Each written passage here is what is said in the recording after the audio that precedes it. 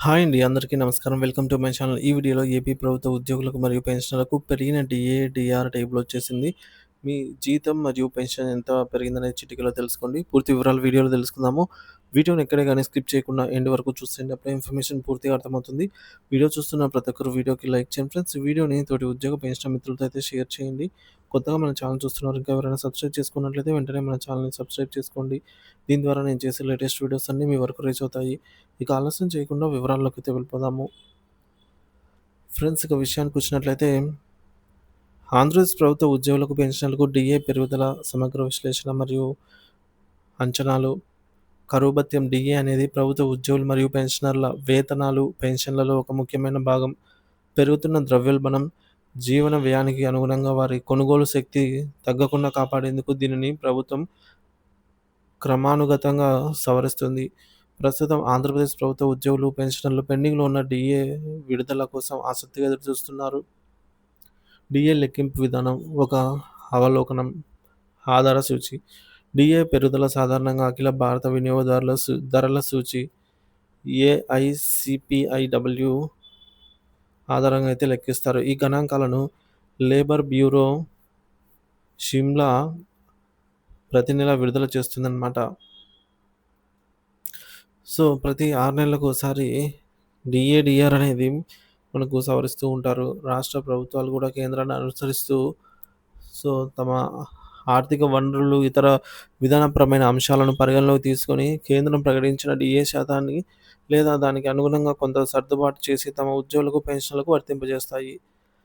గతంలో కేంద్ర ప్రభుత్వం ప్రకటించిన డీఏ పెరుగుదలలో కొంత శాతాన్ని రాష్ట్ర ప్రభుత్వం అమలు చేసే సంప్రదాయం అయితే ఉంది. అంటే ఉదాహరణకు కేంద్రం పెంచిన 1% రాష్ట్రం సుమారుగా 0.91% చొప్పున అయితే పెంచుతుంది. సో, ఇది ప్రతిసారి పాటించకపోవచ్చు మరియు రాష్ట్ర ప్రభుత్వం నిర్ణయంపైనే ఆధారపడి ఉంటుందన్నమాట. సో, ప్రస్తుతం డీఏ పరిస్థితి మరియు అంచనాలు చూసుకున్నట్లయితే కేంద్ర ప్రభుత్వం డీఏ పెంపు జనవరి 2024కి సంబంధించి అయితే ప్రకటించిందన్నమాట. సో, కేంద్రం 4% అయితే పెంచింది. దీంతో 46 ఉన్నటువంటి కేంద్ర డీఏ అనేది అప్పట్లో 50కి చేరుకుందన్నమాట. 50%కి.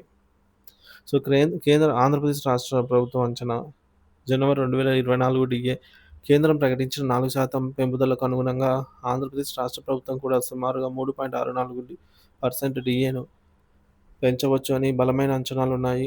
ప్రస్తుతం రాష్ట్ర ప్రభుత్వ ఉద్యోగులకు జూలై 2023 నాటికి 33.67% డీఏ అమల్లో ఉంది.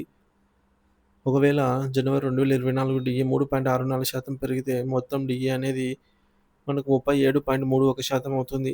సో, రాబోయే డీఏలు చూసుకున్నట్లయితే జూలై 2024, జనవరి 2025 డీఏలను కూడా ప్రభుత్వం ప్రకటించాల్సి ఉంది.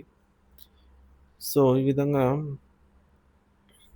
డీఏ పెంపుదల ప్రభావం ఎవరికి ఎంత ప్రయోజనం అని చూసుకున్నట్లయితే డీఏ పెంపుదల ప్రభావం ఎవరికి ఎంత ప్రయోజనం అనేది చూద్దాము. ఫ్రెండ్స్ ఇక్కడ ఖచ్చితమైన పెంపు వర్తించే తేదీ, బకాయిల చెల్లింపులు వంటి పూర్తి వివరాలు ప్రభుత్వ అధికారిక ఉత్తర్వులు అనగా జీవో ద్వారానే తెలుస్తుంది. ఇది కేవలం అంచనా మాత్రమే. సో, మనకు బేసిక్ పే 20,000 ఉన్నట్లయితే ప్రస్తుతం తీసుకుంటున్నటువంటి డీఏ, డీఆర్ రూ. 6,734 అవుతుంది. సో, మనకు 3.64% పెంపుతో రూ. 728 పెరిగినట్లయితే కొత్త డీఏ అనేది జనవరి 2024 డీఏ రూ. 7,462 అవుతుందన్నమాట. 20,000 బేసిక్ పే ఉన్నవారికి. అలాగే 30,000 బేసిక్ పే ఉన్నవారికి రూ. 1,092 పెరిగి రూ. 11,193 అవుతుంది. 40,000 బేసిక్ పే ఉన్నవారికి రూ. 14,924 అవుతుంది. 50,000 బేసిక్ పే ఉన్నవారికి రూ. 18,655 అవుతుంది. 60,000 బేసిక్ పే ఉన్నవారికి రూ. 22,386 అవుతుంది. 75,000 బేసిక్ పే ఉన్నవారికి రూ. 27,983 అవుతుంది. 1,00,000 బేసిక్ పే ఉన్నవారికి రూ. 37,310 అయితే కొత్త డీఏ, డీఆర్‌లు అయితే ఈ విధంగా విడుదల అవుతాయని అయితే అంచనా అండి. సో, ఇదే విధంగా పెన్షనర్లకు కూడా వారి బేసిక్ పేని బట్టి ఈ విధంగా డీఎన్ఎస్ రిలీఫ్ అనేది వర్తిస్తుందనమాట సేమ్. అలాగే డీఏ బకాయిలు, ఎరియర్స్ చెల్లింపు విధానం. డీఏ ప్రకటించిన తేదీకి, అమలు తేదీకి వచ్చే తేదీకి మధ్య వ్యత్యాసం ఉన్నప్పుడు బకాయిలు, అరియర్స్ చెల్లించాల్సి వస్తుంది. ఉదాహరణకు జనవరి 2024 డీఏను ప్రభుత్వం ఇప్పుడు ప్రకటిస్తే జనవరి 2024 తేదీ నుంచి ప్రకటన తేదీ వరకు గల కాలాన్ని బకాయిలు ఈ కాలానికి బకాయిలు అరియర్స్ చెల్లించాల్సి ఉంటుంది. సో, బకాయిలను ప్రభుత్వం ఎలా చెల్లిస్తుందనేది ఉదాహరణకు ఈ విధంగా మనకు 3 సమాన వాయిదాల్లో చెల్లించడం అలా అయితే ఉంటుందన్నమాట. సో, ఈ విధంగా జీవోలో అయితే స్పష్టంగా పేర్కొనడం జరుగుతుంది. జనవరి 2024 డీఏ విషయంలో దాదాపు ఏడాదిన్నర కాలం గడిచినందున బకాయిలు కూడా గణనీయంగానే ఉంటాయి. ప్రభుత్వ నిర్ణయం మరియు అధికారిక ఉత్తర్వులు పైన పేర్కొన్నవన్నీ కూడా అందుబాటులో ఉన్న సమాచారం, గత అనుభవాలు మరియు అనుభవాల ఆధారంగా రూపొందించబడ్డాయి. రాష్ట్ర ఆర్థిక పరిస్థితి, ఇతర ప్రాధాన్యతలను పరిగణలోకి తీసుకొని ఆంధ్రప్రదేశ్ రాష్ట్ర ప్రభుత్వం తుది నిర్ణయం తీసుకుంటుంది. అన్నిటికన్నా ముఖ్యంగా ప్రభుత్వం అధికారిక ఉత్తర్వులు జీవో వెలువడే వరకు వేచి చూడటం ఉత్తమం. ఆ జీవో ఉత్తర్వులలోనే ఖచ్చితమైన డీఏ శాతం అనేది అమలయ్యే తేదీ, బకాయిల చెల్లింపు విధానం వంటి పూర్తి వివరాలు ఉంటాయి. ఆంధ్రప్రదేశ్ ప్రభుత్వ ఉద్యోగులు మరియు పెన్షనర్లు పెండింగ్ డీఏల విడుదల కోసం ముఖ్యంగా జనవరి 2024 డీఏ అనేది 3.64% కోసం ఆసక్తిగా ఎదురుచూస్తున్నారు. త్వరలో దీనికి సంబంధించి అధికారిక ప్రకటన వెలువడే అవకాశాలైతే ఉన్నాయని భావిస్తున్నారు. డీఏకి సంబంధించి తాజా సమాచారం అందిన వెంటనే తెలియజేయడం జరుగుతుంది. సో, అధికారిక జీవో విడుదలయ్యే వరకు ఓపిక పడడం అవసరము.